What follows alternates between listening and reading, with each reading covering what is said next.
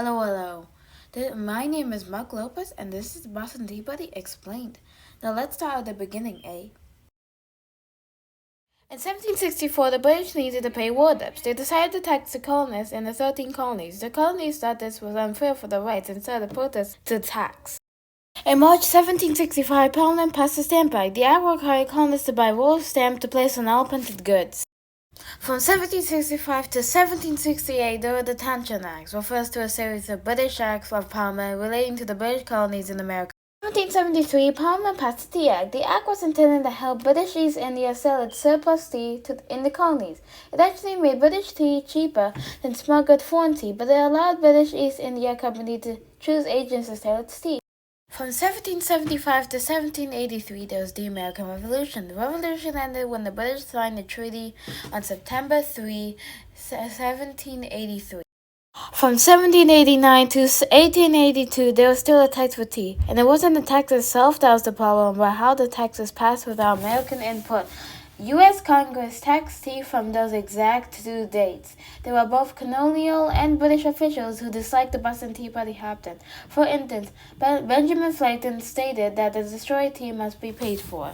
The Boston Tea Party also has served some example for anti-protesters. In 1988, some Americans sent tea bags to the U.S. Congress. They were protesting a law that increased Congress's pay and in 1997, two congressmen threw copies of the country tax laws into Boston Harbor.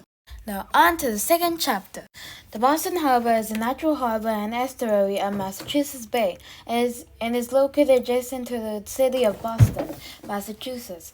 It is home to the Port of Boston, a major shipping facility in the northern east state of the United States. So the actual location of Boston Tea Party started by the intersection of Congress and Porcher Street of Boston. This area was once underwater, but today is a corner of a busy street. The UK consists of a group of islands off the northwest coast of Europe. It's a unique country made up of 4 nations. Much of the north and west of the UK is covered in high ground, knife-edge mountain ridges and separated by deep valleys. In the south of England, the countryside is mostly rolling hills. In northwest England and Scottish Highlands are dozens of lakes called lochs. Both were made by the last ice age. In the battles of Lexington and Concord, American militants won over the British because of the British failed intervention, while the Americans had fewer casualties, and the British casualty rate was much higher. The Battle of Bunker Hill, where the Americans proved that they could hold their own against the superior British army. The fierce fight confirmed any reconciliation between England and the American colonies were no longer possible. Time for African American. Christmas attacks were the first one to in the massacre. This made the colonists angry.